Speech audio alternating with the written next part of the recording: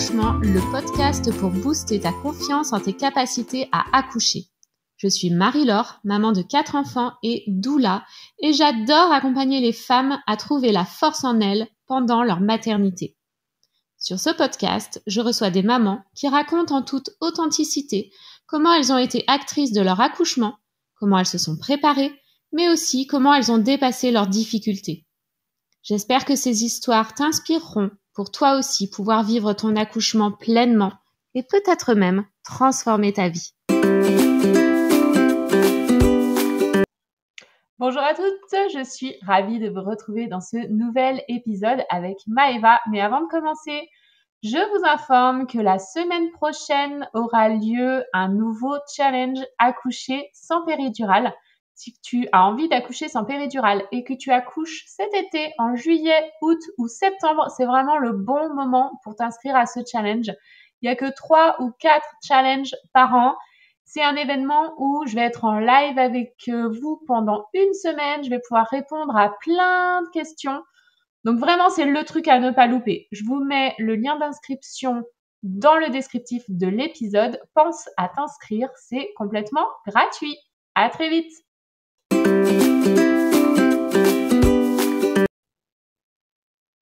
Bonjour Maëva. Bonjour. Je suis ravie de t'accueillir aujourd'hui pour ton récit d'accouchement. Donc toi, tu es la maman d'une petite fille qui a 14 mois, c'est ça? Exact. Et donc, tu viens nous raconter ton accouchement aujourd'hui parce que tu as été très surprise par la rapidité de celui-ci pour un premier. C'est ça. Donc, avant que tu nous racontes cet accouchement, on va revenir un petit peu avant sur comment s'est passée ta grossesse. Eh ben, ma grossesse s'est extrêmement bien passée. Au moment où j'ai découvert que j'étais enceinte avec le test, c'était pas ma première grossesse. Donc, j'ai eu beaucoup de doutes, de peur aussi, étant donné que ma première grossesse n'avait pas été à terme.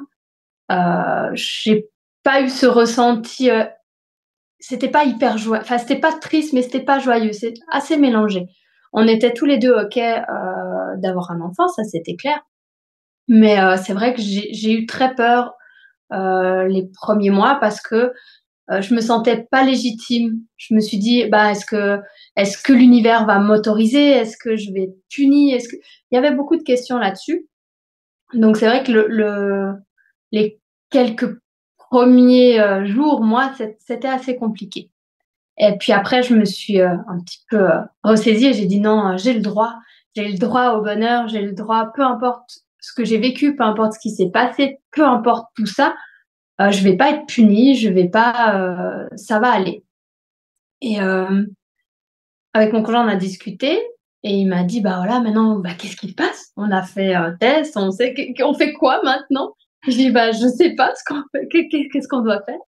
Et comme je n'avais plus de gynéco, plus rien depuis plusieurs années, ça faisait 4 ans que je ne prenais plus de contraception, que je ne faisais plus de suivi, plus rien parce que j'ai eu des violences gynécologiques, j'ai eu des opérations, des problèmes de stérilet.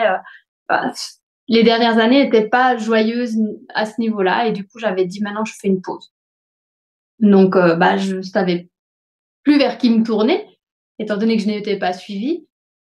J'ai une amie qui a de l'endométriose, donc je sais qu'elle est très sensible, qu'elle a besoin d'écoute et je lui ai demandé une recommandation pour un gynéco à l'écoute, respectueux et qui met en place le consentement parce que j'avais aussi besoin de ça et je trouve que maintenant c'est assez rare de trouver et elle m'a conseillé quelqu'un, donc j'ai dit bon, pourvu qu'il puisse prendre encore des nouveaux clients et sinon bah, on verra. Et j'ai téléphoné, la sage-femme, la secrétaire médicale au téléphone était incroyablement douce et à l'écoute. Et elle m'a dit, ben voilà, on se revoit dans un mois. On a mis la date et votre rendez-vous va se passer de telle manière. Et elle m'a déjà expliqué au téléphone comment allait se passer mon rendez-vous, que si j'étais pas à l'aise avec la première échographie en interne, on ferait autrement, mais que voilà. Donc j'étais déjà très rassurée. Et ça m'a donné un petit coup de tout n'est pas perdu. Dans le monde médical, tout n'est pas perdu. Il y a encore des gens empathiques et agréables. Donc, le rendez-vous était posé et j'étais contente, soulagée parce qu'on avait déjà un bout de chemin. Ensuite, la question en couple s'est posée de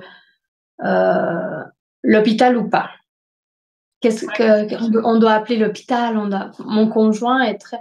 Alors, on est très, les deux, je ne veux pas dire ésotériques, mais on a nos croyances sur pas mal de choses non conventionnelles, non médicales. Moi, par exemple, je savais que j'étais enceinte avant le test. Même ayant eu mes règles, j'avais fait un tirage de tarot qui m'avait dit que j'étais enceinte et je m'étais dit, ah, j'ai mal interprété, j'ai mal lu, c'est pas possible, j'ai mes règles, enfin bref. Et dans le doute, je dis, ouais, je vais quand même faire un test parce que j'ai toujours cette petite voix. Et c'est là que j'ai dit, bon, ben, c'était pas si faux. Et mon conjoint le savait parce qu'il avait été voir une médium quelques mois avant et elle lui avait dit qu'il y avait un bébé, mais il me l'avait rien dit. Donc on s'était retrouvés là, j'ai dit, ouais, je le savais, mais je t'ai rien dit. Il m'a dit, oh, je le savais aussi, mais je t'ai rien dit parce qu'on voulait pas se stresser ou autre. Je dis, bon. Alors c'était une surprise sans en être vraiment une. Et je lui ai dit, moi, c'est hors de question que j'aille à l'hôpital. J'ai eu beaucoup trop de mauvaises choses. Et d'un point de vue aussi émotionnel, j'avais perdu mon grand-papa plusieurs années avant d'un souci médical à l'hôpital. Bref, j'ai vraiment une très mauvaise expérience des hôpitaux, des gens qui y travaillent, de tout ça. J'ai dit, je vais être exécrable, ça va pas être un bon moment. Et je dis, cette grossesse et cet accouchement, c'est mon bonheur, c'est mon moment que j'ai pas pu y avoir il y a quelques années en arrière. J'ai dit, cette fois, je veux vraiment que ça se passe bien, je veux vraiment que ça soit quelque chose d'agréable et j'ai pas envie qu'on vienne me déranger, j'ai pas envie de partager une chambre avec quelqu'un qui va peut-être être au téléphone. J'ai envie d'être dans un cocon, j'ai envie d'être bien, juste de kiffer le moment. Donc l'hôpital, c'est hors de question. Et là, je l'ai vu devenir tout blême et me dire, mais du coup, bah, qu'est-ce qui se passe? On fait quoi? J'ai dit, bah, on va le faire. On va le faire. Je vais accoucher ici à la maison. Et là, il a fait des yeux et je me suis dit, ok, il n'est pas prêt. et je peux pas lui demander d'être prêt à quelque chose. Enfin, je peux pas lui demander d'être mon pilier, de me soutenir s'il est dans le doute ou qu'il se sent pas prêt à faire quelque chose. Je dois respecter aussi son cheminement. Si pour lui, mentalement ou physiquement, il se sent pas prêt à faire quelque chose, je dois faire une concession et on doit s'aligner parce qu'on est une équipe et que c'est comme ça qu'on avance. Du coup, je lui ai dit, bah écoute, je vais me renseigner et puis on va trouver une solution. J'ai des amis qui avaient accouché alternativement, donc en dehors de l'hôpital. Du coup, je me suis tournée vers elles. Certaines avaient accouché à la maison, mais dans notre région, on n'a plus de sage-femme qui accouche à la maison. Donc, je me suis tournée vers les maisons de naissance. À savoir que nous, on habite à 10 minutes de l'hôpital. On est en montagne, mais on est à 10 minutes de l'hôpital. Il y a une maison de naissance à l'hôpital. Il y en a une autre dans le canton, donc par rapport à la France, dans le département d'à côté. Donc, c'était à 45 minutes de route. Et une autre encore plus loin, à peu près 1 heure. Oh, mais tu es dans quel secteur pour avoir autant de maisons de naissance? Alors, on est en Valais. Il y en a dans notre département, dans notre canton, il y en a une à Sion, une à Colombais. Pour la région Sion, c'est tout ce qui est Valais central et Haut-Valais. Et la région Colombais, c'est tout ce qui est Chablais. Et il y en a une à Aigle pour le canton de Vaud et autres. Ouais. Après, on a plusieurs hôpitaux aussi. On a l'hôpital de Sion, on a l'hôpital de Martigny, mais qui ne pratique plus les naissances. Ils ont fermé et tout est reporté sur Sion. Et on a un hôpital tout neuf, Rivière-à-Chablais, pour tout ce qui est Bas-Valais, Vaud. Et magnifique, j'y suis allée pour quelques examens. Vraiment très, très bel hôpital. Je m'y suis bien sentie. Okay. Ça va compter pour la suite, mais pour l'instant, on en est là. Donc, je fais mes appels, à savoir que j'avais déjà eu mon rendez-vous, mon premier rendez-vous gynéco qui s'est très, très bien passé. Une gynéco agréable, tout s'est bien passé. On a fait en intra, donc on a pu écouter le cœur, et c'est vrai que là, ça m'a mis le petit point au cœur, parce que la dernière fois que j'avais entendu le cœur, ça s'était pas bien passé.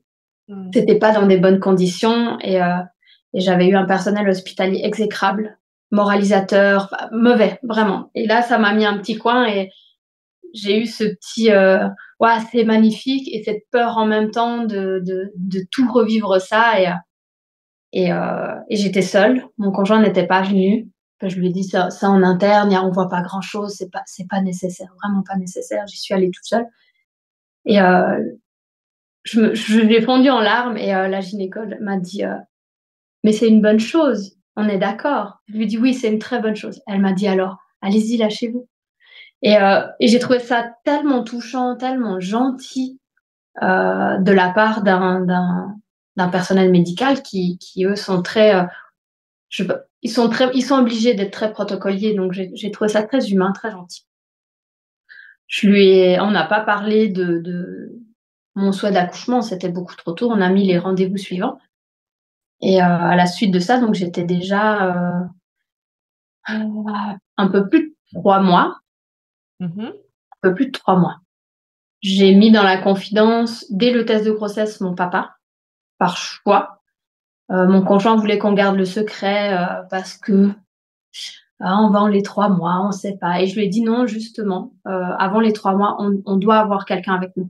J'ai dit Olivier, s'il se passe quoi que ce soit, j'ai dit moi, s'il se passe quoi que ce soit, je vais m'effondrer.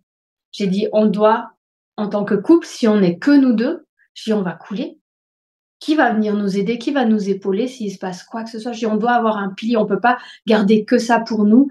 Et si effectivement il se passe quoi que ce soit, avoir toute cette tristesse qu'on peut pas gérer, j'ai dit on doit avoir un pilier. Et le choix s'est porté de mon côté de la famille, parce que on est très soudés de mon côté de la famille. Et ma maman, j'ai dit c'est mort, elle est trop sensible, elle pourra rien faire avec ce paquet de tristesse s'il y a, ou ce paquet de bonheur. J'ai dit mon papa était là à l'arrêt de ma première grossesse, donc j'ai dit ce sera mon papa. Parce qu'il est très terre à terre, c'est un bon pilier, et que c'est mon papa d'adoption. Lui n'a jamais eu d'enfant. D'accord. Il a jamais pouponné, il a jamais connu du début tout ça. Donc pour moi, c'était aussi lui offrir cette grossesse que lui n'a pas pu connaître.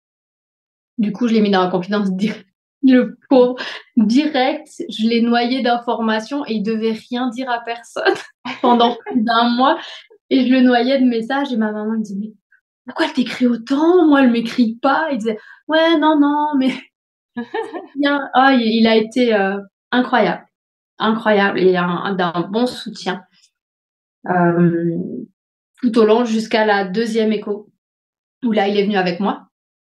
Et c'était très émouvant. Lui, il a jamais connu, donc il savait pas comment se déroulait une grossesse, le développement du bébé. Donc je lui envoyais toutes les X semaines, voilà, on en est là, le bébé se développe comme ça. Je faisais des photos. J'ai pu partager avec lui et mon conjoint tout, absolument tout, jusqu'au passé 3e mois, où là, on a pu faire l'annonce à ma maman. Okay. Ça a été quelque chose aussi de très émouvant, mais elle s'y attendait un petit peu. Alors je cachais, j'ai appris en avril, donc c'est la période des apéros, c'est la période de l'été. Ah oui. Et nous, on est des bons vivants, donc je me versais des bières sans alcool dans mon verre. Je disais santé, de rien et tout, mais ça a été compliqué, parce que je suis très charcuterie, très apéro, et c'est vrai qu'on a caché un petit peu ça. Mais elle s'y attendait un peu. Elle me disait il y a trop de trucs bizarres. Il y a trop de trucs bizarres. L'avait senti. Ouais, c'est une maman, hein, on peut rien le cacher. Alors où s'est porté ton choix de lieu d'accouchement, du coup? Alors, j'ai appelé en tout premier la maison de naissance de Montet. J'ai préféré la longue distance, parce que pour moi, mon but premier, c'était d'éviter l'hôpital de Sion où j'ai tous ces mauvais souvenirs, tout ce malaise. Et je me suis dit, si j'appelle la maison de naissance de Sion, à savoir qu'ils l'avaient fermée un temps complètement, puis qu'ils l'ont réouvert, mais qu'ils n'ont absolument pas communiqué ça. Donc, ça me mettait déjà à malaise de me dire, s'ils communiquent pas que la maison de naissance est réouverte, ça veut dire qu'au premier truc, ils vont transférer sur l'hôpital parce que c'était pas leur but premier d'avoir cette maison de naissance ouverte. Donc, je me suis dit, j'appelle celle de Montaix, et puis s'il n'y a pas de place, parce que je sais que les places sont très vite prises, ben, c'est que ça ne devait pas être là et on ira jusqu'à elle. Pour moi, c'était la route n'avait aucune importance. J'ai dit, puis quand bien même, si je dois accoucher en voiture, parce que mon conjoint avait peur de ça, il m'a dit, mais t'imagines, on n'arrive pas à faire la route. J'ai dit, mais c'est génial, ça voudrait dire que tout est bon. Puis si j'accouche dans la voiture, c'est qu'il n'y a pas de problème, tout est bien, c'est impeccable. Il était paniqué. Mais du coup, j'ai appelé Montaix. Il y avait une sage-femme pour la région Valais, vu qu'elle se déplace après à domicile. Il n'y en a qu'une seule qui gérait ça. Et il lui restait une place pour la période de janvier. J'ai dit, bah, c'est impeccable. Elle est pour moi. Alors, on a pris rendez-vous là-bas. Et en plus, la sage-femme habite dans mon village. Donc, tout était juste... C'était fait pour. C'était bien aligné. C'était bien aligné. On a pris rendez-vous là-bas. On s'est rendu sur place. La maison de naissance, c'est la maison de naissance Les Lucines à Montaix. Incroyable. J'ai passé la porte et je me suis dit, waouh, c'est là. C'est là. Point. Il y a pas de discussion. Il y a pas de. Ce sera là. C'est tout. J'ai senti direct que j'étais à l'aise. Le lieu était magnifique. Les chambres donnaient toutes sur un petit jardin. Tout était beau. Il y avait une grande baignoire. Moi, c'était mon rêve depuis, je pense, depuis que j'ai 8 ans, d'accoucher dans une piscine ou dans une baignoire. Donc, tout était parfait. Tout était parfait. La sage-femme, on a eu un très bon feeling tout de suite. On se rejoignait sur beaucoup de points. Moi, depuis la perte de mon premier bébé jusqu'à maintenant, il s'est passé 10 ans. Donc, pendant ces 10 ans, j'ai pu me renseigner sur beaucoup de choses, sur beaucoup d'étapes de grossesse, sur tout. Je me suis dit, cette fois, je ne me laisserai plus naïvement diriger par manque de savoir. Ouais.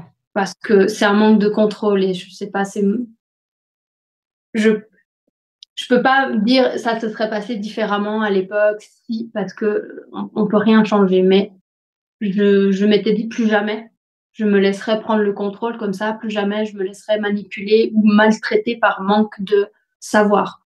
C'est à ma disposition, je peux me renseigner, je peux apprendre. Donc pendant ces 10 ans, je me suis renseignée sur des sujets ou autres et donc du coup j'étais calée sur pas mal de petits points que quand ma sage-femme m'a donné ces points, j'ai dit ok, oui, ça je suis au courant et tout. Elle a dit mais c'est génial.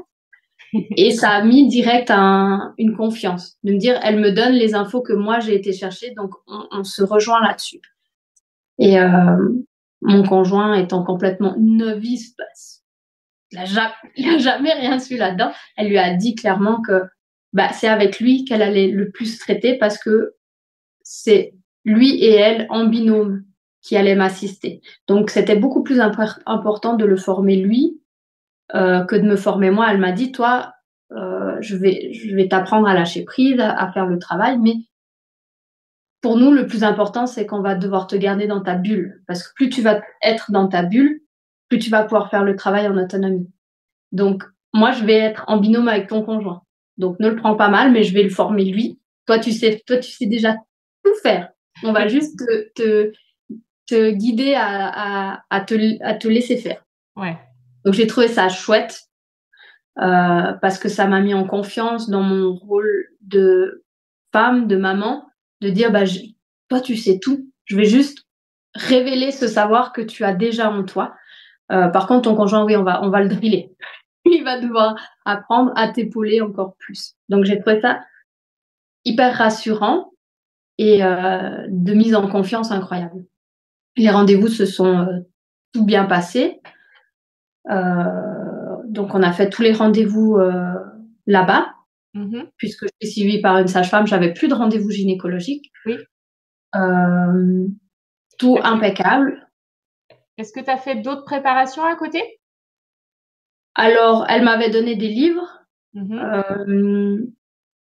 sur la gestion de la douleur, sur le mécanisme physique, tout ce qui était hormones, tout le déroulement en fait mécanique de la naissance. Et ça, j'ai trouvé hyper important. Et c'est le fait de savoir le déroulement chimique et mécanique du corps a clairement sauvé mon accouchement. Clairement, le fait d'avoir ce savoir-là m'a permis d'être en pleine confiance lors de l'accouchement. Et ça m'a clairement sauvée dans certains moments d'accouchement où j'ai pensé lâcher, ou enfin bref, ça m'a sauvée. Après, je faisais de la méditation déjà d'avant et du yoga, donc ça m'a aussi permis de connaître tout ce qui est niveau respiration, même si ça m'a servi à que dalle. Mais j'avais cette confiance-là de dire, bon, la respiration, je connais, le ballon, je connais. J'avais déjà certains points d'acquis, mais que je conseillerais quand même à celles qui ne le pratiquent pas de le mettre en pratique. Même si on ne va pas l'utiliser, dans certains cas, on peut en avoir besoin. C'est toujours ça de prix. Ouais, on regarde sa trousse à outils, puis après on utilise les outils dont on a besoin. Qu'on a besoin. Oui, c'est mieux d'avoir trop et de ne pas l'utiliser. Et je pense qu'on n'a jamais trop de savoir. On n'a jamais trop d'informations, on n'a jamais trop appris. C'est comme pratiquer un sport de self-défense. On le pratique pour apprendre, en se disant, j'espère ne jamais en avoir besoin. Mais le jour où j'en ai besoin, mon corps saura faire les techniques parce que ce sera des mécanismes qui sont acquis. Oui. Et pour moi, l'accouchement, c'est pareil. On apprend en se disant, j'espère ne pas forcément en avoir besoin, mais dans le cas où j'en ai besoin, je saurai faire instinctivement parce que ce sera des choses qui auront été travaillées. Donc, j'ai travaillé sur le ballon, le lâcher prise. Après, j'ai jamais été à l'aise dans mon corps avec mon poids. Je n'aimais pas mon corps d'avant grossesse. Bon, il n'a pas vraiment changé après grossesse, mais c'est un autre sujet. Mais j'étais OK pour moi que mon corps changerait pendant toute la grossesse. Donc, pour ça, j'ai dit, allez, fais la vie que tu veux. Prends tout ce que tu fais. Je serai ton incubateur. De toute façon, rien n'est ancré. Je veux dire, si mon corps ne me convient pas après, je reprendrai le sport, je reprendrai mon yoga, mon machin. Enfin, j'ai dit à mon bébé, fais ce que tu veux. Je suis à ta disposition. Et donne-moi les symptômes que tu veux, je ferai en sorte, ma foi. Voilà, le plus important, c'est que tu ailles bien et que tu développes bien. Donc, moi, après, avec mon corps, je ferai en sorte. Donc, j'ai eu droit aux nausées, aux vomissements, à me lever à 2h du matin pour aller manger, tout. Et je trouvais ça génial parce que je ne sais pas si j'aurai une autre grossesse, je ne sais pas si j'aurai cette chance, je ne sais pas si j'en sais rien. Donc, je suis partie du principe que cette grossesse, je voulais la vivre pleinement. Et vraiment, je voulais tout expérimenter, un peu comme un grand 8. On se dit, je ne sais pas si je vais le refaire. Donc, je veux tout ressentir. Je veux vraiment y aller à 100% là-dedans. Et je me suis dit, maintenant, c'est mon job de créer un être humain. Donc, comme dans tous les jobs, je vais être à 100% dedans. Donc, c'était pas toujours facile, je vais pas le mentir, mais à chaque fois que ça devenait difficile, je me dis de toute façon, ça va passer. Et puis, si j'ai ce symptôme, c'est qu'il y en a besoin. Et j'ai essayé d'éviter les nausées en mangeant, par chance, on était en été, donc j'ai mangé beaucoup de fruits. Toutes les heures, je me forçais un peu à manger une pêche, une pomme, pour éviter d'avoir l'estomac vide. Et comme mon estomac n'est pas vide, j'ai pas de nausées. Ok, ça marche. Donc, ça a bien marché. Et puis, un fruit, c'est assez facile. Donc, toutes les heures ou 1h30, tac, un petit fruit, un petit verre d'eau, un machin, un truc. Et ça m'a évité d'avoir des nausées. Ça m'a évité... Alors, les malades en voiture, ça, c'était abominable. Je faisais le chien à la fenêtre. J'avais limite des chutes de pression. Je me voyais tout tourner comme passer dans les pommes. Dès que je montais en voiture, c'était... Puis, on habite en montagne, donc impossible de se passer de ça. Alors ça, ouais, c'était rude. Mais voilà, j'ouvre la fenêtre, la tête à la fenêtre, et puis au pire, on s'arrête. C'est pas trop grave. Est-ce que tu avais peur d'accoucher? Non, j'avais peur de la fatigue de l'accouchement. C'est-à-dire que mon conjoint, lui, sa maman, a mis des heures à l'accoucher. Et j'ai des problèmes de santé, donc je connais la douleur. J'ai des migraines ophtalmiques, j'ai de l'arthrose. J'avais déjà des problèmes de santé qui m'ont fait découvrir des douleurs, mais des fois, je passais plus de 24 heures dans le noir sous tramadol à vouloir mourir tellement j'avais mal. Donc, la douleur me faisait pas peur parce que c'est quelque chose que je connais ou que je pensais connaître. Je me dis, je connais une certaine douleur et ma sage-femme m'a dit, je te rassure, hein, les contractions ne seront pas aussi douloureuses qu'une migraine ophtalmique ou qu'une crise d'arthrose ou de fibromyalgie. Ce ne sera pas pareil parce que la douleur que tu connais, elle est continue. Là, c'est des douleurs qui vont augmenter, baisser, mais elle ne sera pas en continu. Donc, c'est différent. Donc, je me suis dit, OK, la douleur ne me fait pas peur. Par contre, la fatigue, ça me fait peur. Parce que quand tu es fatigué, tu gères plus la douleur, tu gères plus tes émotions. Ton cerveau, il est plus capable de travailler. Il est plus capable de te dire on y va, on tient. Tu es juste fatigué, tu n'es plus capable de rien. Ouais. Donc, tu n'avais pas envie que ça dure longtemps. Ouais, j'avais pas trop envie que ça dure longtemps, mais en même temps, je me suis préparée à ce que ça dure longtemps. Ouais. Okay. Ma sage-femme m'a dit c'est un marathon. Moi, je te prépare à un travail long, un travail de 12-20 heures. Elle m'a dit parce que faut être prêt à ça. C'est un marathon que tu vas faire. Donc, moi, je me suis préparée. J'ai dit, OK, j'ai préparé mon sac de maternité. J'ai dit, si ça dure long, elle m'a dit, reste chez toi le plus longtemps possible. Parce qu'en maison de naissance, du moment où tu rentres en maison de naissance, eux, ils ont une deadline. C'est-à-dire que passer 12 heures de travail en maison de naissance, ils sont obligés de transférer. OK. Donc, elle m'a dit, reste le plus longtemps possible chez toi, parce que si tu viens trop vite et que ton travail a à peine commencé et qui traîne, au moment où tu vas rentrer en vrai travail et qu'on doit te transférer, ça va te sortir de ta bulle, ça peut tout foutre en l'air, en fait. Ouais, puis ce serait trop dommage. Ça serait trop dommage. Elle m'a dit, donc ne t'inquiète pas, reste chez toi. Quand bien même ça va trop vite, moi j'habite pas loin, j'ai tout mon matériel, faut pas t'inquiéter. Si ça arrive sur la route, moi je fais la route avec vous, faut pas t'inquiéter. Il y a rien de dangereux. Absolument rien de dangereux. La grossesse se passait bien. Sur les derniers mois, je crois qu'à 6-7 mois, on a découvert que j'avais le placenta bas inséré, donc très proche du col. Et ça a commencé à poser problème au corps médical. Oui. Alors, il n'était pas recouvrant, mais il était bas. Ils m'ont dit, il faudrait qu'il remonte parce que... Ça peut être une source d'hémorragie pendant l'accouchement. Donc, Alors, pour eux, oui, c'était clairement une source d'hémorragie.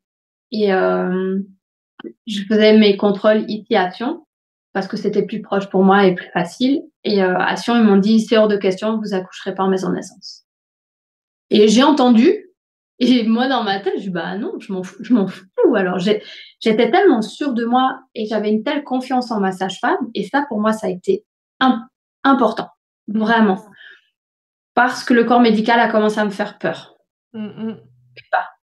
Et peut-être par esprit de contradiction que j'ai depuis mon enfance, j'ai dit, ah ouais, je peux pas. Tu vas voir si je peux pas. Et ta sage-femme, elle était OK? Ma sage-femme m'a dit, écoute, est-ce que ça t'embête de faire d'autres contrôles dans l'autre hôpital? J'ai un gynéco que je connais bien, avec qui je travaille, qui est OK pour les naissances naturelles, physio, de refaire un contrôle avec lui, juste d'avoir un deuxième avis. OK. Moi, pas de souci, on va. Alors, j'ai jamais eu autant de contrôles en une journée. J'ai passé 1 heure, ils m'ont tout contrôlé, mesuré, machin. Et elle m'a dit, effectivement, il est bas, il y a des risques d'hémorragie, vous pouvez faire une hémorragie soit à l'accouchement, soit à la délivrance. Puis je dis, OK, je prends note du risque. Ouais. Nous, on vous conseille quand même de venir accoucher ici à l'hôpital. On a des salles physio. Puis j'ai dit, OK, j'entends bien, je vais en discuter avec ma sage-femme. Et elle m'a dit, oui, parce que quand même, vous pouvez mourir, vous vous rendez compte. Et là, j'ai senti que c'était plus du médical. J'ai senti que c'était sa vision, son appréciation, ses peurs, ça lui appartenait à elle. Et j'ai dit à la sage-femme, j'ai dit oui, mais on verra. Ah, mais quand même, c'est dangereux, vous pouvez mourir. Et je l'ai regardé et j'ai souri comme ça, j'ai dit, mais j'entends bien ce que vous me dites. Et c'est très bien, vous faites bien votre travail, mais non, non, non, je garde mon projet comme il est. Même si je peux mourir, j'ai dit, écoutez, au pire, on me transfère. On est à 15 minutes, oui, mais en 15 minutes, vous pouvez mourir. J'ai dit, oui, effectivement, en 15 minutes, je peux mourir. Eh ben, je mourrai. Mais je garde mon projet tel qu'il est. Parce que c'est ça que j'ai prévu. Et que pour moi, tant que ma sage-femme me disait, Maëva, là, il y a un risque, on choisit l'autre option, j'écoutais ma sage-femme. Donc, on en a discuté tous ensemble. Elle m'a dit, effectivement, il y a un risque d'hémorragie.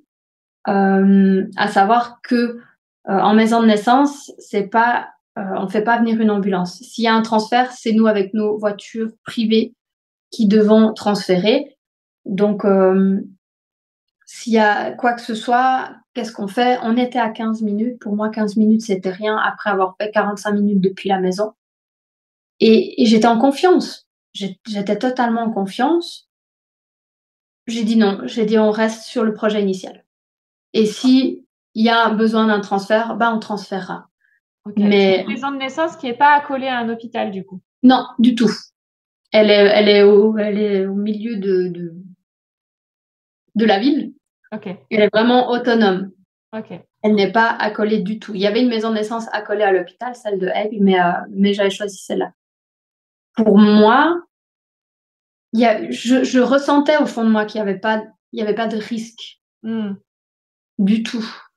Et je m'étais dit, de toute façon, je risque rien. Je vais pas mourir. Je sais pas. J'avais cette intuition. J'avais peut-être cette confiance aussi en mon corps, cette confiance en mon bébé. Je dis, c'est pas mon bébé qui va me faire mourir. Non, ça, pour moi, c'était OK comme ça. Donc, on est resté sur le plan. C'était OK. Alors, comment ça s'est passé, l'accouchement? Alors, j'ai dépassé mon terme. J'étais à 40 plus 4.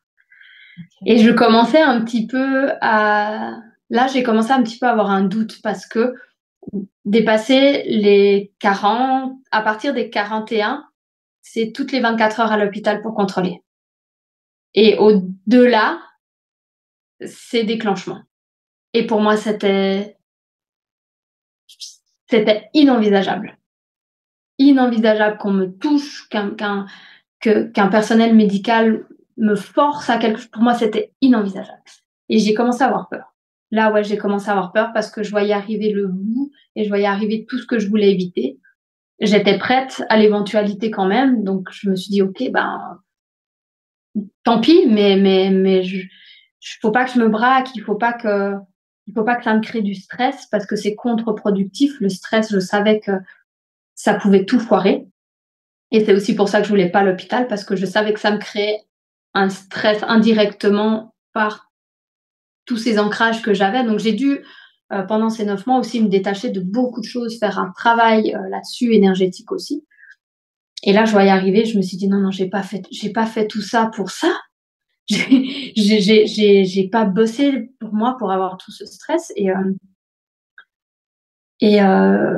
j'étais un soir à la maison et je me dis, je vais faire une petite méditation. Il faut que je me calme et il faut que je parle à mon bébé. Donc, je me suis couchée, j'ai médité et je disais à mon bébé, écoute, on a fait tout ça pour que tu viennes au monde naturellement, même si ton souhait est de venir au monde dans des conditions médicales, avec des aides, avec pour moi, c'était une sorte de violence. Je dis, avec toute cette violence, je respecte ton choix. Si c'est le début de vie que tu veux, si c'est le bagage que tu veux emmener avec toi, je respecte. Même si c'est pas le mien, je peux pas te forcer non plus parce que ce serait aussi une sorte de violence. Mais sache que j'aimerais pour ton début de vie un début de vie beaucoup plus doux. La vie, elle est déjà assez dure comme ça. Ne te rajoute pas des bagages non nécessaires. Mais je respecte si c'est ton souhait. Et je sentais mon bébé qui bougeait dans tous les sens. C'était tellement désagréable. Et je lui ai dit, sors si tu t'en as marre, au lieu de patienter là. Et j'ai entendu une petite voix qui dit, t'inquiète pas, je serai là lundi. Et pouf, ça m'a réveillée.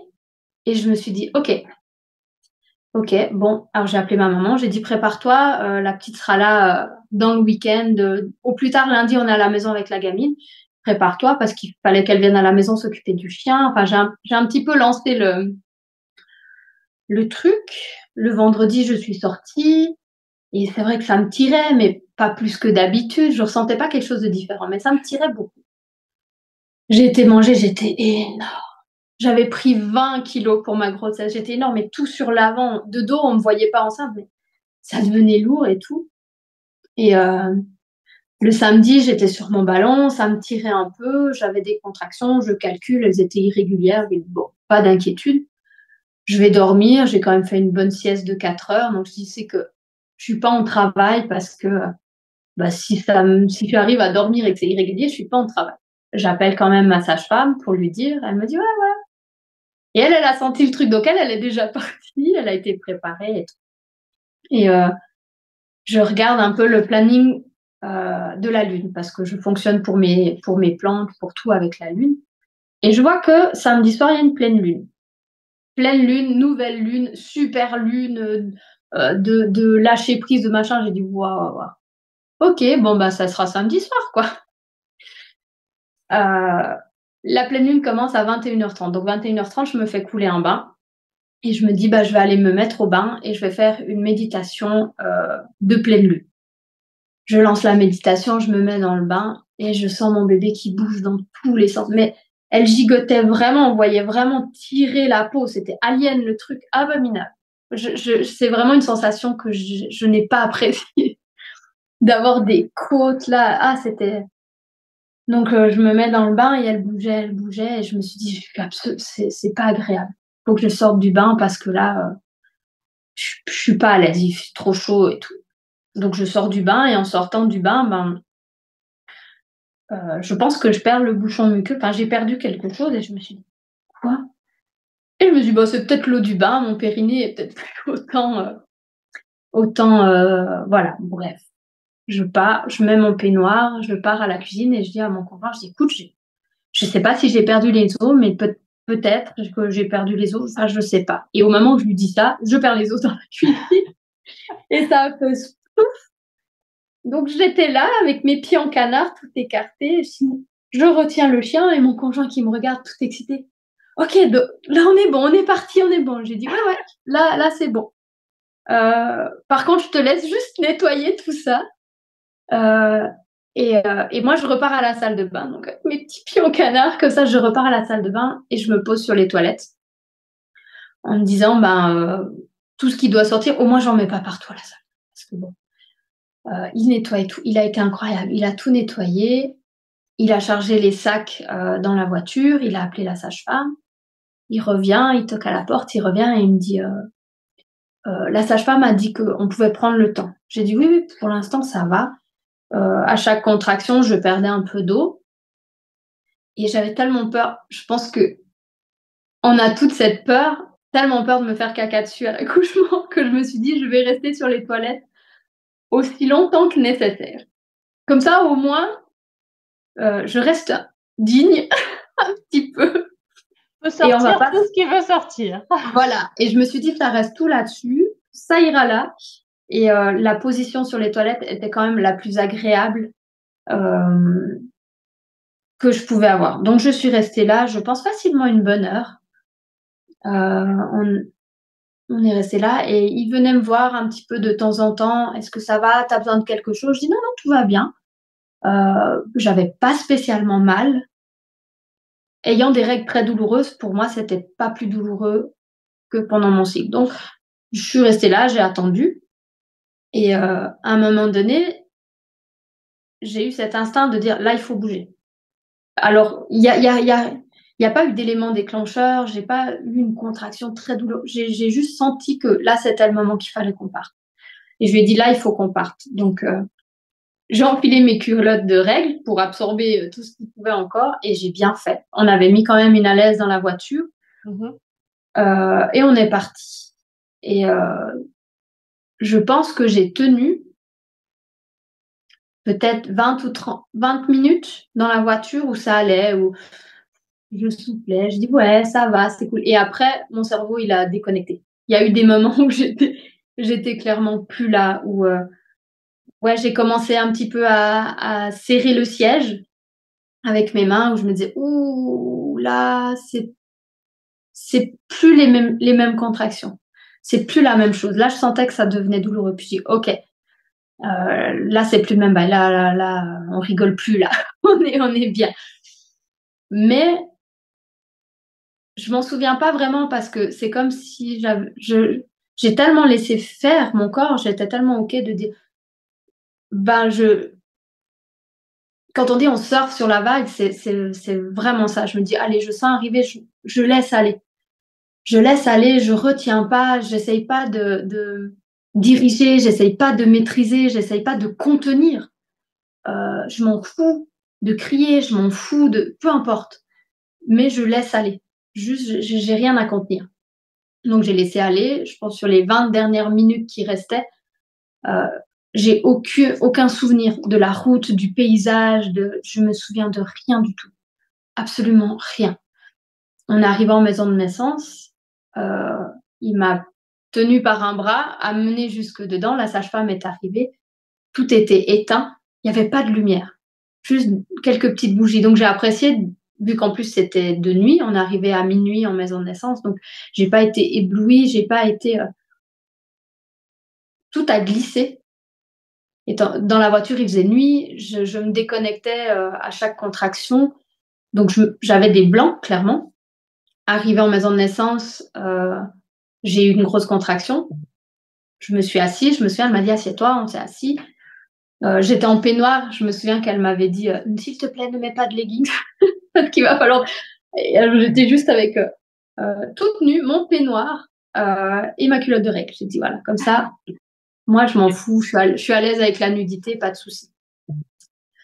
On rentre dans la chambre. Donc, c'était une chambre très grande. Il y avait un grand lit, une baignoire ronde, des ballons, une lampe à sel allumée, des huiles essentielles. Elle m'a dit on pouvait prendre de la musique si vous voulez. Mais on n'avait même pas préparé de musique, rien, j'ai dit. Et là, je sais qu'on est parti. Donc là, je me dis, mon marathon, il commence maintenant. Donc, Maëva, prépare-toi à en tout cas 12 heures de travail. On rentre dans la pièce, elle me dit, est-ce que tu es OK? Tout va bien? Je dis oui, tout va bien, je suis toujours OK d'être là. Et ce consentement, pour moi, il était vraiment important. Qu'assez régulièrement, elle me demande, est-ce que tu es toujours OK d'être là? Est-ce que tout va bien? Je trouvais ça vraiment... Et elle me chuchotait comme ça, c'était d'un agréable. Elle me dit, je dois faire le monito juste pour voir que tout va bien. Je dis OK.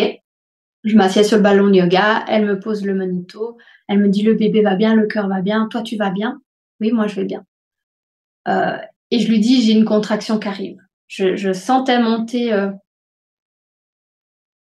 C'est une douleur, je pourrais pas expliquer. J'ai expérimenté pas mal de douleurs dans ma vie, mais celle-là pour moi elle était totalement inconnue.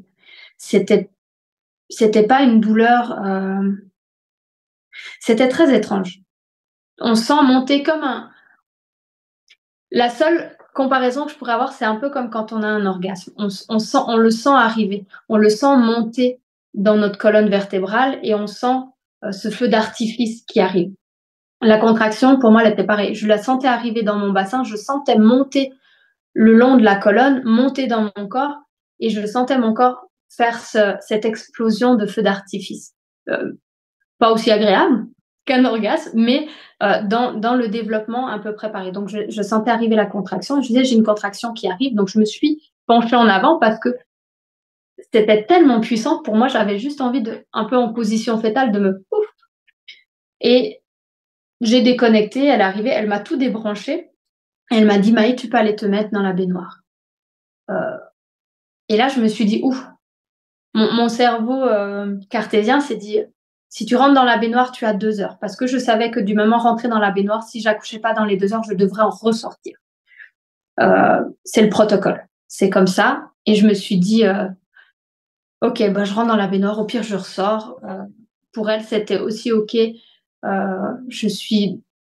Je lui avais demandé si je pouvais aussi avoir la douche, si je dois sortir de la baignoire, parce que pour moi, l'eau est un élément drainant et qui me soulage. Donc, je savais que j'avais encore l'option d'aller m'asseoir sur un tabouret ou même le ballon de yoga sous la douche pour avoir de l'eau qui coule sur moi pour me relaxer. Donc, j'étais pas bloquée. Je savais que j'avais toujours des solutions et des options. Donc, je me dis, ok, je vais un moment dans la baignoire. Il y avait eu une panne de chauffe-eau, donc l'eau n'était pas très chaude. Et ça m'a fait sourire parce que j'étais très, très proche de ma grand-maman. C'est elle qui m'a élevée. Et quand je suis rentrée dans l'eau qui était à peine tiède, je voyais ma sage-femme arriver avec les petites bassines d'eau chaude et qui remplissaient. Et je me suis dit, j'accouche comme ma grand-maman. Et ça m'a fait rire. Je me suis dit, c'est tellement lunaire. Il faut qu'aujourd'hui, il y ait un problème de chauffage et de chauffe-eau. J'ai dit, c'est incroyable. Je me mets dans la baignoire. Et là, je sens les contractions. Elles arrivent. Et je lâche tout. Je hurle. Mon Dieu, j'ai hurlé comme un bœuf. Quelle horreur. Je me revois maintenant. Je me dis, mais j'ai dû enquiquiner tout le monde. Je hurlais à plein poumon. Mais ça m'aidait à faire passer la chose. Et je me suis accroupie dans l'eau. J'étais bien. Je pouvais me mettre en position comme je voulais. Alors, j'avais regardé les positions les plus favorables pour ouvrir le bassin, celles où on serre les genoux, mais impossible pour moi. Je serrais mes genoux et j'avais l'impression que c'était contre-productif. Donc, je me suis mis en position un peu grenouille comme ça dans le bain, les genoux le plus écartés possible. J'avais l'impression que ça m'ouvrait alors que j'en sais rien. Mais dans l'eau, je pouvais un peu me mettre comme je veux. Donc, je me suis mis appuyée sur le rebord de la baignoire, sur un coussin d'allaitement, où je hurlais dedans, littéralement. Les genoux au fond de la baignoire, tout écarté, et je me suis mise comme ça. Et là, ça s'est enchaîné. Et les contractions venaient, je hurlais, je faisais le loup pour quand elle redescendait. Ah, ouh. Et là, je ressentais une autre qui revenait. J'avais à peine le temps de reprendre ma respiration. Mon conjoint qui était à côté, qui me disait respire, tu fais bien, respire. J'avais envie de le tarter parce que j'arrivais pas à respirer. Il me disait respire comme on a vu. Je lui ai rien dit, mais j'avais juste envie de lui dire mais tu vois bien que je peux pas respirer. C'est pas possible. Et j'ai rien dit. J'ai dit je peux rien lui dire. J'arrivais juste plus à reprendre ma respiration. Et là, j'ai eu peur parce que je me suis dit je peux pas tenir 12 heures comme ça. C'est beaucoup trop intense et c'est pas possible. Je peux pas. La comparaison est un peu sale, mais c'est comme quand on est malade, qu'on a la gastro et qu'on va vomir et que on vomit et qu'on n'arrive plus à reprendre son souffle et qu'on se dit je vais mourir là dans mon vomi à la tête au-dessus des toilettes, c'est pas possible. Et j'avais cette sensation de plus pouvoir respirer. Ça s'enchaînait beaucoup trop vite et mon cerveau qui me disait tu peux pas tenir 12 heures comme ça, tu peux pas tenir. Et ma sage-femme qui me disait tout va bien, c'est impeccable, tu te débrouilles bien. Est-ce que tu veux que je contrôle ton col? Puis j'ai dit oui. Je me suis couchée en arrière, elle a contrôlé, elle m'a dit ok, tu peux te remettre dans la... Elle m'a rien dit où j'en étais et je m'en foutais en fait. J'avais pas besoin de savoir où j'en étais dans le processus, j'avais juste besoin qu'on me dise tout va bien. Tout va bien, ton bébé va bien. Elle m'a refait un petit monito, elle m'a dit tout va bien. Et c'est tout ce que j'avais besoin d'entendre. Et je pense que d'entendre où j'en étais aurait été totalement contre-productif parce que ça m'aurait stressé si c'était pas assez, en me disant oh mon Dieu mais j'ai encore tout ça à faire, ou ça m'aurait stressé si c'était plus, ou on n'a pas besoin de savoir où on en est, on a juste besoin de savoir que tout va bien et que ce qu'on fait est bien, et ça j'ai trouvé parfait. Et j'enchaîne et à un moment je me dis je vais mourir là, je vais mourir, c'est trop intense, c'est trop d'un coup, c'est trop vite, je suis pas prête, j'ai bossé pour plus long que ça. Et là où mon savoir a été salvateur, c'est que je savais qu'au moment où j'allais me dire je peux plus, je suis plus capable, je vais mourir, c'est que j'étais en phase de désespérance et que c'était la fin. Et j'ai eu ce moment où je dis je vais mourir là, et où mon autre cerveau a dit non, c'est la fin, c'est fini. Et j'ai direct mis ma main et j'ai senti la tête de ma fille. Et pour moi, c'était ce que je voulais, être la première personne à toucher mon enfant. Et j'ai regardé mon conjoint, j'ai dit la tête est là. Et lui il me dit oh déjà. Et là j'aurais pu aussi le... Mais oui. Et je sentais mon corps qui poussait tout au long. J'ai laissé pousser, j'ai tout laissé faire. Dès que je sentais mon ventre se contracter et pousser, je poussais avec, je laissais faire. C'était tellement pour moi naturel, c'était tellement logique de pas aller à l'encontre du corps. Et, et j'ai poussé et elle est restée un petit peu bloquée.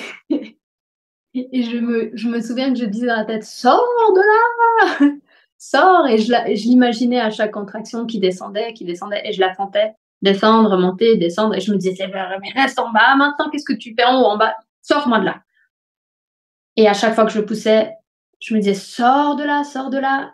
Et je la visualisais sortir et hop, elle est restée bloquée aux épaules. Et ma sage-femme me dit, je suis désolée, il faut que tu te lèves. Alors, on avait des langes pour se suspendre. Je me suis levée.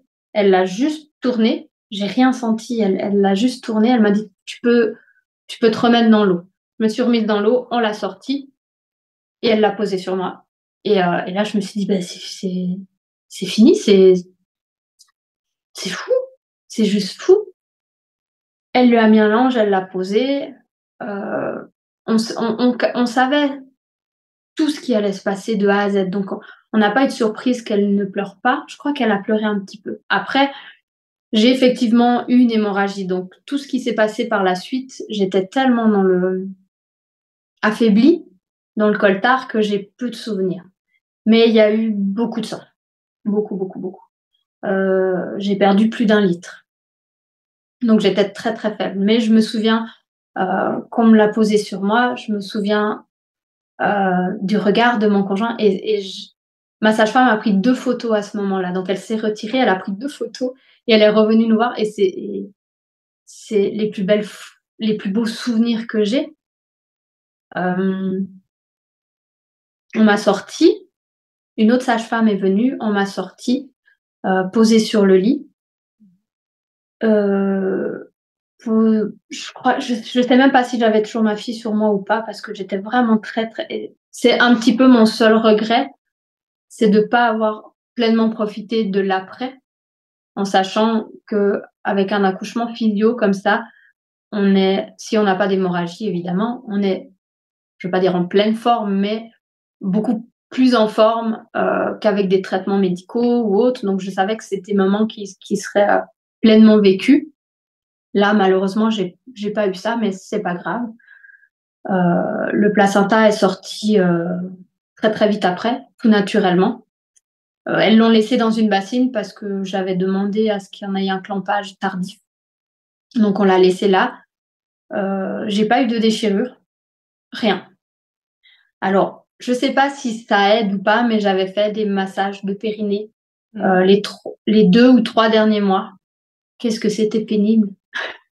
mais je me dis peut-être que ça a payé. Le fait d'être détendue, le fait d'avoir visualisé mon enfant, le fait d'avoir lâché prise sur tout mon corps, sur tout mon accouchement, même de me dire au pire je suis spectatrice, mais je laisse faire. Peut-être que ça a aidé. Je peux pas, c'est une chance sur 2, j'ai envie de dire, mais je reste quand même convaincue que tout ça mis bout à bout a fait que j'ai pu accoucher d'un bébé de plus de 4 kilos, 51 centimètres, sans aucune déchirure. Je pense que ce travail a payé, en tout cas.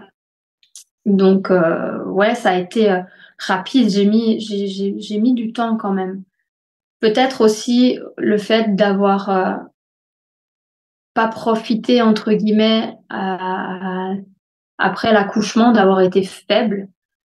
Peut-être que ça a rajouté quelque chose aussi sur l'acceptation de la rapidité de l'accouchement. Peut-être, mais je peux pas le savoir. Peut-être que si j'avais été si j'avais pas perdu autant de sang et profité pleinement de l'après, je pourrais même pas dire. Est-ce que ça aurait changé ou pas? Peut-être, peut-être pas. J'en sais rien. Il faudrait que je fasse un deuxième, peut-être, pour dire oui ou non, ça change quelque chose. Mais, mais ouais, ça a été dur La petite est née à 1h30 et je suis arrivée en maison de naissance à minuit. Mm. Donc, il y a eu 1h30. Et c'est tellement rien. C'est tellement rien. 1h30 de contraction et ça a été tellement vite. Mais on était aussi préparés à ça. La sage-femme m'avait dit, il y a des fois des femmes qui accouchent tellement vite qu'elles font un rejet de leur bébé parce que le corps et le cerveau n'a pas pu assimiler tout le processus. Elle m'a dit, ça peut arriver. C'est pas grave si quand ton enfant naît, tu n'es pas prête à l'accueillir. Elle m'a dit, donc pour ça, elle a été incroyable parce qu'elle m'a préparée au long, mais elle m'a préparée au plus court avec aussi les problématiques que ça engendre et tout ce que ça peut amener. Elle m'a dit, t'es pas à l'abri de faire aussi une dépression postpartum, même avec un accouchement long ou un accouchement court. Il faut accepter son accouchement. Il peut se passer merveilleusement bien et avoir quand même de la peine à l'accepter. Moi, j'ai mis quand même du temps à accepter cet accouchement, à me dire il n'était pas traumatique. Parce que oui, au début, quand je suis rentrée à la maison après, je me disais, mais quelle horreur, ça a été abominable. Et après, je me dis, mais non, c'était pas abominable. Il a juste été tellement rapide que mon cerveau a mis ça dans la case traumatisme. Et au final, il n'était pas traumatisant, il était juste très rapide. Et il fallait que je me fasse à cette idée-là. Et voilà, on est resté en maison de naissance. Alors en maison de naissance, quand on accouche en temps normal, on reste quelques heures, étant donné qu'on n'a pas de péridurale, d'hormones de synthèse, de rien. Si bébé va bien, maman va bien, dans les 3-4 heures qui suivent, on rentre à la maison. Dans mon cas, elle voulait me garder. Donc je me souviens que j'ai quand même dormi un bon moment. Enfin, c'était un peu flou, mais j'ai dormi un bon moment. Je me souviens m'être réveillée à l'heure de la messe. Il sonnait la messe. Et je me suis dit, il y avait un petit rayon de soleil. Je me suis dit, waouh, elle est complètement shootée, la miss. Mais je me souviens de la messe. Elle m'a apporté le petit déjeuner. J'avais prévu ma charcuterie, donc heureusement, parce que comme je savais que j'avais des risques d'avoir une hémorragie, j'avais pris de la viande séchée, donc de la viande rouge, plein de fer.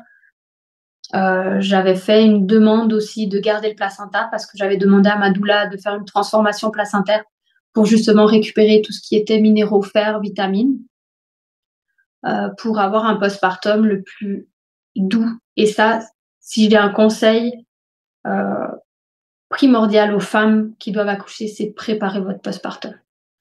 Peut-être presque encore plus que l'accouchement, je dirais, ou à égal. Parce que le postpartum, c'est vraiment, on en parle peu, mais c'est pour moi le presque plus important. Donc, j'avais préparé ce postpartum conjointement avec ma maman aussi, qui m'avait fait des plats surgelés et qui était à la maison en train de me cuisiner, entre autres, un plat aussi. Donc, j'étais posée dans ce lit-là et mon bébé sur moi, la tétée d'accueil, parce que c'était aussi mon souhait d'allaiter. Et j'étais complètement dans les choux. Je ne tenais même pas assise dans le lit. Je voyais tout tourner même en étant assise. Donc, c'était vraiment dur. Et mon conjoint m'a dit par la suite, il y avait vraiment beaucoup de sang. Je crois que lui, ça l'a quand même marqué. On s'attendait, donc on était préparés à ce qu'il y ait du sang, à ce qu'il y ait des selles, Elle nous avait tout préparé à ça. Mais là, il y avait vraiment beaucoup. Et il m'a dit, il y avait vraiment beaucoup. Il m'a dit, j'étais posée avec toi dans le lit, une bassine avec le placenta entre nous, le bébé relié au cordon, et il y avait du sang partout. Et ouais, je pense que lui, ça l'a marqué. Ouais, bah oui.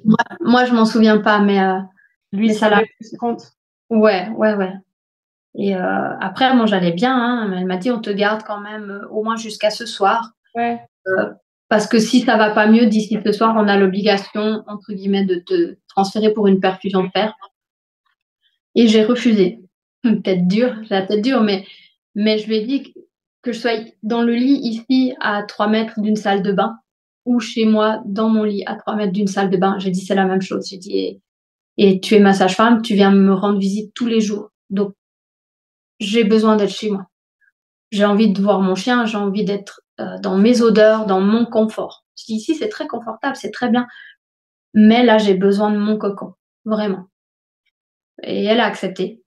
Elle est incroyable, elle a accepté. Je tenais pas, à peine debout, c'était dur. Donc, elle m'a portée jusqu'à la douche, elle m'a lavée. Et ça, pour moi, ça a été un geste très fort, très, très fort. Je me souviens d'être assise sur mon petit tabouret, j'avais l'eau qui me coulait sur le dos et ma sage-femme accroupie par terre qui me lavait les pieds. Je suis catholique, croyante, pratiquante. Moi, je me suis dit, je suis Jésus, on me lave les pieds comme avant. Bon, bref, c'était assez incroyable et ça m'a vraiment marquée parce que je me suis dit, mais je suis qui pour mériter toute cette attention? Et en fait, je me suis dit, je suis personne, mais en même temps, je suis tout. J'ai donné la vie. Je suis tout. Et c'est vrai que ça a été très, très fort. Une image très, très, très forte. Et je suis restée un moment là sous la douche parce qu'il fallait que je fasse pipi, mais j'avais pas envie. Et elle m'a dit, c'est obligé, sinon on doit te mettre une sonde. Et je lui ai dit, oh non, non, non, non. Moi, maintenant, vous me foutez la paix. Laisse-moi sous la douche un petit moment. Donc, elle m'a laissée sous la douche. Et j'ai pu faire tout ce que j'avais à faire. Donc, impeccable. Et après, elle m'a dit, ouais, comme on est dimanche, il n'y a pas de pédiatres qui peuvent se déplacer. Donc, on a dû trouver un pédiatre de garde pour sculpter la petite, pour nous donner l'autorisation elle devait juste checker et qu'on puisse rentrer. Donc, on en a trouvé un qui était sur notre route pour aller jusqu'à la maison. Ok. Et on s'est rendu chez le pédiatre qui l'a sculpté. Il m'a dit, mais il est tout petit. Je dis, bah oui, elle a quelques heures. Elle est née ce matin. Oh mon Dieu, mon Dieu. Limite, ils n'avaient pas l'habitude. Il n'avait pas l'habitude, peut-être, ouais. Ouais, de recevoir des petits. Et elle m'a allumé tous les néons et moi, j'ai commencé à me sentir partie. Elle me dit, vous êtes toute blanche. Je dis, oui, ben, je veux bien un petit sucre si vous avez un petit sucre. Donc, voilà, elles m'ont rapatriée jusqu'à la voiture. Et je saignais encore beaucoup. Donc, je me suis posée à la maison. On s'était organisé avec mon conjoint. Lui, il avait 15 jours de congé paternité. Donc, on s'était organisé que je passe les 15 jours au lit. Peu importe ce qui se passait pendant l'accouchement, mais maximum, je dis moi, en tout cas les 10 premiers jours, je fais du pot à pot avec mon bébé et je reste au lit. Donc ça on était OK. Donc il s'est très très bien occupé de tout, du chien, de la maison, des repas. Il rentrait, il me posait mon plateau avec la nourriture, mes jus de fruits, tout. Il a été d'un soutien incroyable et nécessaire. Et ça a été aussi très important. Je pense, ce n'est que mon avis, mais je pense qu'on évite beaucoup la dépression postpartum quand on a un conjoint qui gère et permettre à la femme d'être maternée. Un conjoint ou d'autres personnes d'ailleurs. D'autres personnes, peu importe. En postpartum, c'est vraiment super important. De permettre ces 10 jours de repos, je pense que c'est une nécessité, vraiment. Et j'ai compris l'expression du village. Il faut tout un village pour élever un enfant. Le village, c'est la famille, c'est les amis, c'est tous ces gens qui viennent aider, qui viennent prendre soin de la mère. Ça, c'est un indispensable et je trouve dommage que ce soit perdu à l'heure actuelle. Ayant pu profiter de ça, je me suis rendu compte à quel point c'est nécessaire d'avoir un soutien, d'avoir quelqu'un. Quand j'écoute mes amis qui me disent après qui sont restés en maternité des accouchements abominables et qui rentrent à la maison, qui se retrouvent toutes seules à devoir tout faire, se faire à manger, mais t'arrives à peine à tenir debout. Je trouve ça triste parce que c'est pas obligatoire, on peut faire autrement, mais le manque d'information qu'on donne aux femmes, je trouve ça dommage. Ouais.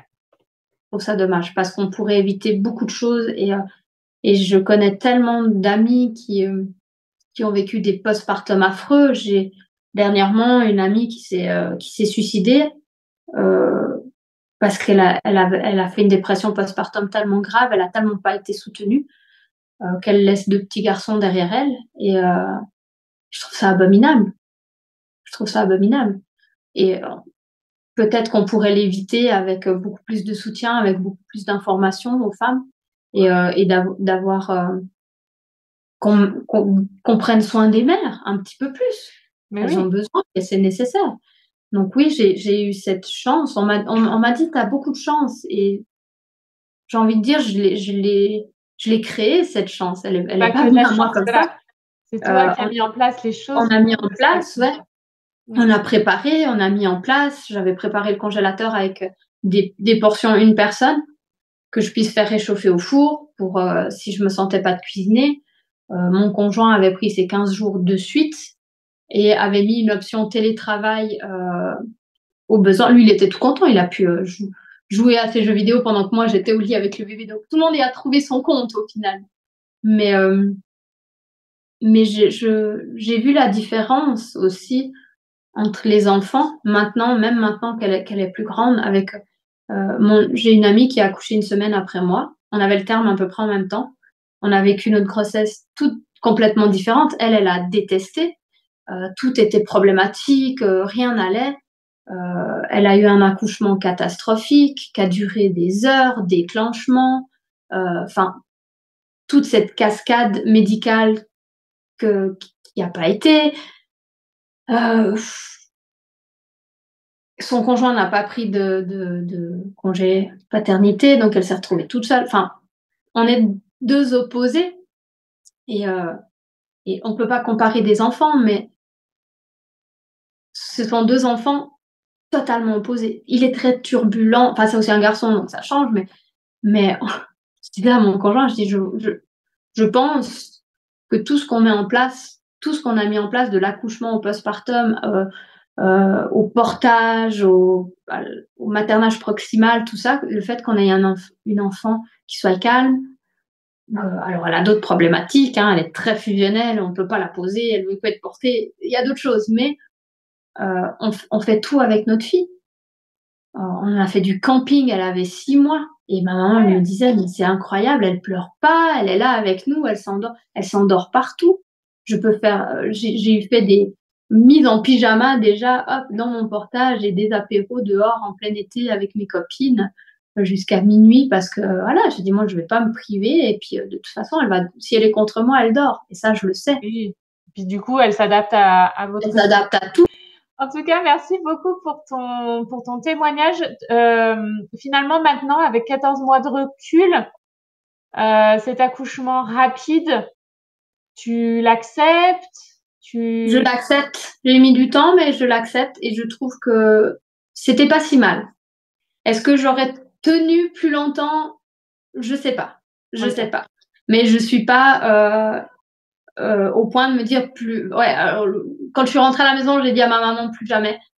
Ouais, mais c'est normal ça. Après. Mais voilà. Maintenant, je me dis si à revivre, je revivrais tout pareil. L'hémorragie en moins, évidemment, pour avoir vraiment pleine capacité. Mais à revivre, je revivrais tout pareil. Parce que c'était, au final, c'était pas si mal. Ouais. C'était pas si mal. Ouais. C'était sûr chouette. que quand c'est rapide, c'est intense. Mais en même temps, c'est rapide. Je pense que du coup, tu vois, l'hémorragie, elle a eu lieu après. Si ça avait été long, elle aurait peut-être eu lieu avant et tu aurais dû être transférée. Enfin, c'est ça. Ça aurait été différent où j'aurais pu perdre toutes mes capacités ou m'évanouir. Pas si mal passé, je trouve, de mon point de vue. De mon point de vue, par la suite, je me dis, tout s'est déroulé correctement.